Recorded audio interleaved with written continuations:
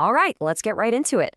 If you're even thinking about buying a home in Canada, there are two terms you've got to know inside and out: pre-approval and final approval. Now, they sound pretty similar, right? But trust me, the difference between them can mean everything when it comes to actually getting the keys to that dream home. So imagine this. You've done it. After weeks, maybe even months of looking, you've found the one. It's got that perfect kitchen, it's in a great neighborhood, you're ready. But that pre-approval letter you're holding, look, it's a fantastic start, but it is not a golden ticket. And that's exactly what we're going to unpack right now. So let's kick things off with that first big stuff pretty much every buyer takes. The best way to think about a pre-approval is not as a final promise, but more like your official pass to start shopping seriously.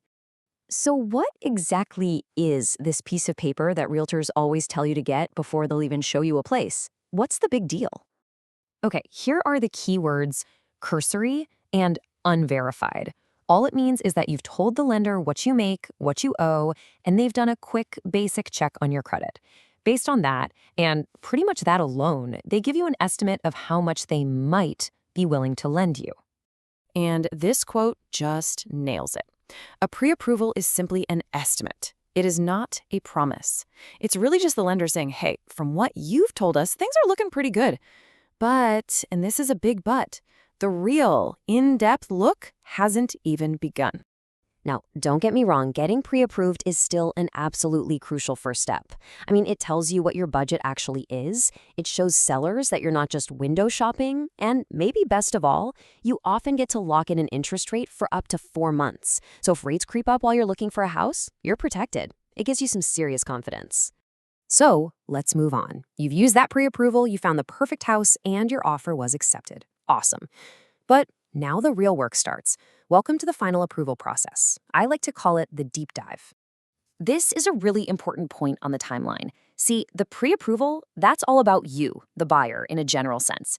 The final approval, though, is about you and a very specific property. The lender isn't just looking at your finances anymore. They're looking at the entire deal. So this whole process of getting the final thumbs up is called underwriting. You can think of it as a two-part gauntlet that the lender puts both you and the property through just to make sure that lending you this money is a solid investment for them. First up, they vet you. Again, only this time it's for real. They're not just taking your word for it anymore. You're going to need to hand over pay stubs, T4s, letters from your job, basically everything you can think of to prove your financial situation is exactly what you said it was, and more importantly, that nothing has changed since you got pre-approved. And second, they vet the house itself. The lender will bring in a professional appraiser to get a totally unbiased opinion of what that home is actually worth. And why do they do that? Well, they need to know that if, worst case scenario, you can't pay the mortgage, they can sell the house and get their money back. That property is their collateral. Okay, so we've walked through both stages. Now let's put them head to head. This is where it all becomes crystal clear. This chart just says it all, doesn't it? On one side, pre-approval, it's an estimate based on unverified info focused only on you. It's your shopping pass. Now look at the other side, final approval. That estimate, it becomes a binding commitment. That unverified info, it's replaced by a stack of verified documents. And, most importantly, the focus isn't just on you anymore. It's on you and the property. One is a great start. The other is the final legally binding green light.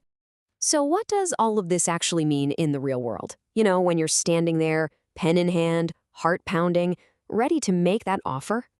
This is the one sentence that should be running through your mind. It's a super important reminder that the deal is never, ever done until that final approval is in your hands. A pre-approval gets you to the starting line, for sure, but it absolutely does not guarantee you'll finish the race. And this, right here, is your safety net. A financing condition is a little clause you put in your offer that says, hey, I really want to buy this house, but this whole deal is only firm if my lender gives me the final mortgage. In a crazy competitive market, you might feel this pressure to skip it, but believe me, waiving this condition is a massive risk. Why is it so risky? Because so many things can still go sideways. The appraisal could come in lower than what you offered, and then you'd have to find that extra cash yourself. Or maybe your own financial situation changes. You lose your job. Heck, even just going out and getting a new car loan can mess up your debt ratios. Any of these could totally derail your final approval, leaving you in a really, really tough spot if you don't have that financing condition.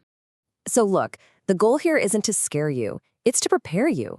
Because understanding this whole process, from the first step to the last, is what gives you the power to navigate the housing market with real confidence. If you take one thing away today, let it be this. Pre-approval, that's what gets you in the game. It lets you step onto the field and actually play. But that final, verified, property-specific approval, that's what wins it. And now, with this knowledge, you are in such a stronger position. You get the steps, you know the risks, and you know exactly how to protect yourself.